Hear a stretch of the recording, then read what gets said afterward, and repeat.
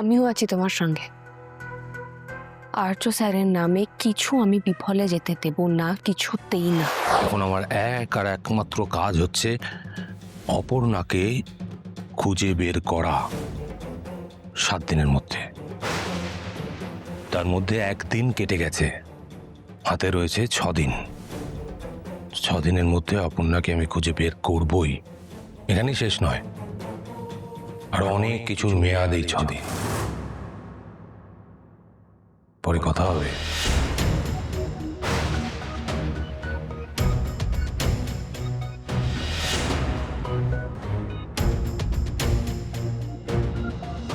আর্য তোমাকে বিশ্বাস করছে না। আমি তোমাকে আর অনেকের সিংহরায়কে সাহায্য করেছিলাম যাতে তোমরা নিজেদেরকে প্রমাণ করতে পারো, আর তুমি আমার কথা শুনছো না। কি করবো বলো, প্রমাণ তো হয়ে গেছে। কিচ্ছু প্রমাণ হয়নি, কিচ্ছু প্রমাণ হয়নি।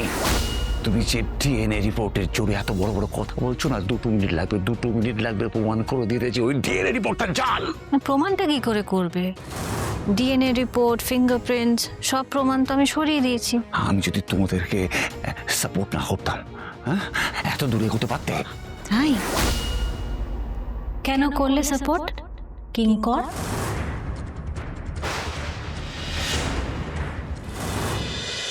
তুমি আমাকে নাম ধরে ডাকছো? কি করব বলো? ডিএনএ রিপোর্টে প্রমাণিত হয়ে গেছে যে আমি রাজনন্দিনী, তোমার ওই ভাড়া করা লোক আমি আর নই।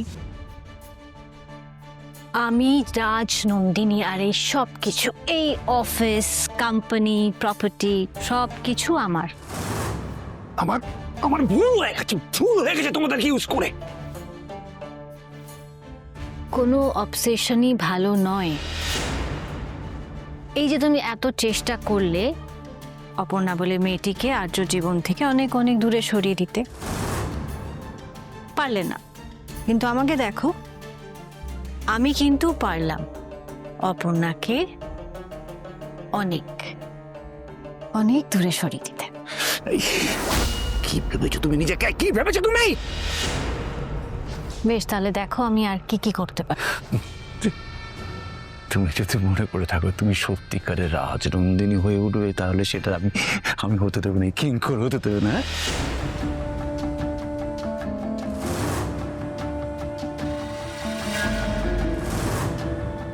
কে? বস বলছি, মনে হচ্ছে দেখে ফেলেছে। চলুন চলুন, আমরা আমরা সরে পড়ি। আমরা কোথাও সরবো না আমি। আমি কাউকে ভয় পাই নাকি? কে ওখানে? আপনি এখানে কিছু বলবেন? না, এমনি তোমাকে দেখতে এলাম। দেখুন, আমি তো আপনার পূর্ব পরিচিত নই, আর আমি যথেষ্ট ভদ্রভাবে সম্মান দিয়ে আপনাকে আপনি বলেই বলছি। আপনি আমাকে তুমি বলছেন কেন? খুব তেজ না। আচ্ছা, আমাকে একটু তুমি করে বলো না। আমি তো মানা করিনি, মনটা না কেমন কেমন করছে। আপনি কি বলছেন এগুলো? আর লুকিয়ে লুকিয়ে আমাদের কথা শুনছিলেন কেন? এই গ্রাম আমার। আমি যখন ইচ্ছা যেখানে খুশি যেতে পারি, যা খুশি তাই করতে পারি। কেউ আমার কোনো কৈফিয়ত নেয় না। শুনুন, দেশের একটু নিয়ম আছে তো, আর সেই নিয়ম সবাইকে মেনে চলতে হয়, আপনাকেও। এই, তুমি জানো আমি কি করতে পারি? কি করতে পারেন? যারা বেশি কথা বলে না, তারা আসলেই কিছু করতে পারে না। কি করতে পারি সেটা আমি এক্ষুনি দেখিয়ে দেবো, এক্ষুনি। আরে শ্রীনাথ বাবু, ও বাচ্চা মেয়ে সবে এসেছে। কে হয় ও? প্রতিবেশী ওই বন্ধু আর কি। ওর বাবার খুব শরীর খারাপ, তো বুঝতেই পারছেন, বাবার শরীর খারাপ বলে মেয়ের মাথা ঠিক থাকে না। ওকে ডাক্তার, ভালো করে বুঝিয়ে দিও আমি কে। হ্যাঁ শ্রীনাথ বাবু। কি বোঝাবে শুনি? কি বোঝাবে? কাকু কাকু অসুস্থ। আসছি।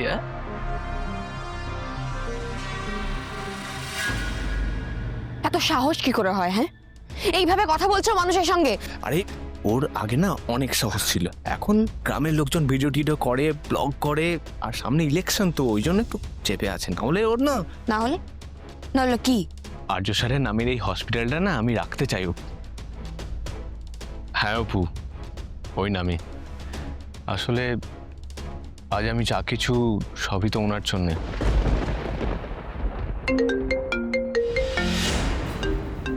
Unknown number. হ্যালো। হ্যালো, আমি রাঙামাসি বলছি, রাঙা মাসি? মানে অপুর রাঙামাসি। ও হ্যাঁ হ্যাঁ হ্যাঁ হ্যাঁ হ্যাঁ, বলুন বলুন। আপনি বড় মানুষ, আপনাদের বাড়িতে মানে ঠিকানা আমি কার্ড পাঠিয়েছি, ওনারা বলেছেন সবাই আসবেন, আপনার আসা চাই। হ্যাঁ হ্যাঁ আসবো, আমি নিশ্চয়ই আসবো। ও মা, কি সৌভাগ্য আমার। জানেন এখানে তো কেউ বিশ্বাসই করছেন না যে আপনি আমাদের বাড়ির জামাই। আপনি ঠিকানাটা বলুন তো একবার। ঠিকানাটা কার্ডে? না না, আপনি এখন বলুন না একবার।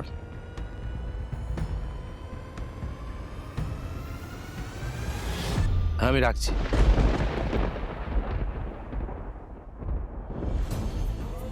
আমি আসছি অপূর্ণা, তুমি আমার থেকে বেশি দূরে থাকতে পারবেই না। আমি জানি তুমি তোমার রাঙা মাসির মেয়ের বিয়েতে থাকবেই। আসছি। কিসের অবদান? সে অনেক বছর আগেকার কথা। একবার বাবার আমি এয়ারপোর্টের রাস্তায় অ্যাক্সিডেন্টের কবলে পড়েছিলাম। বাবা গুরুতর জখম হয়েছিলেন। আমি সবার কাছে সাহায্য চাইছিলাম, কিন্তু কেউ এগিয়ে আসেনি। আমি যখন প্রায় আশাই ছেড়ে দিয়েছিলাম, ঠিক তখন আর্য স্যার একটা দামি গাড়ি থেকে এসে দাঁড়ালেন, আমাদের দিকে এগিয়ে এলেন দেবদূতের মতো। তখন আমি কিন্তু স্যারকে চিনতাম না। স্যার বিদেশ যাওয়ার ফ্লাইট ক্যান্সেল করে আমার বাবাকে নিয়ে হসপিটালে গেছিলেন। আমার বাবাকে বাঁচানো যায়নি। স্যার খুব চেষ্টা করেছিলেন, কিন্তু স্যার কোনোভাবে জানতে পেরেছিলেন যে আমি আর আমার বাবা বিদেশে ডাক্তারি পড়তে যাওয়ার জন্য লোন অ্যাপ্লাই করতে যাচ্ছিলাম। তাই আমার বাবার স্বপ্ন ছিল আমি বিদেশে ডাক্তারি পড়ে এসে গ্রামে এসে ডাক্তারি করব, গ্রামের মানুষের সেবা করব। তখন স্যার আমাকে জোর করে ডাক্তারি পড়ান, বলেন তোমাকে তোমার বাবার স্বপ্ন পূরণ করতে হবে। আমি অবাক হয়ে জিজ্ঞাসা করেছিলাম, জানো, যে আপনি এত কিছু করছেন আমার জন্য, আমি আপনার জন্য কি করতে পারি, মানে এই ঋণ আমি কি করে শোধ করব? তখন স্যার আমাকে একটা কথা বলেছিলেন, কি জানো, যে তুমি বিদেশে ডাক্তারি পড়ে এসে গ্রামে ফিরবে, গ্রামে ফিরে গ্রামের মানুষের সেবা করবে, এটাই তোমার ঋণ শোধ করা হবে। উনি মানুষটা তো এরকম। তারপর তো পড়াশোনা শেষ করে আমি দেশে ফিরি, গ্রামে ফিরি, আর এই হসপিটালটা খুলি ওনার নামে। কিন্তু কি বলতো, আগেকার মতো দেশ গ্রাম কিছুই নেই। সামান্য তুই তোর স্কুলে গেলেই বুঝতে পারবি।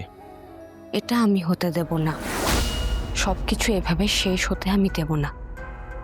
তুমি একা না অরিজুদা, আমিও আছি তোমার সঙ্গে। আর্য স্যারের নামে কিছু আমি বিফলে যেতে দেব না, কিছুতেই না। আমি খবর পেয়েছিলাম যে ওনার সাথে নাকি তোর বিয়ে হয়েছিল। বিয়ে হয়েছিল না, আছে। উনি আমার স্বামী আর আমি ওনার স্ত্রী। তাহলে এখানে আমি ওনার সঙ্গে একটা খেলা খেলছি, লুকোচুরি খেলা। কিন্তু আমি জানি উনি ঠিক আমার কাছে এসে পৌঁছবে। আমি ওনাকে কিছুতেই তোর কাছে পৌঁছতে দেব না অপু। আমি এই জাল থেকে তোকে মুক্ত করবই।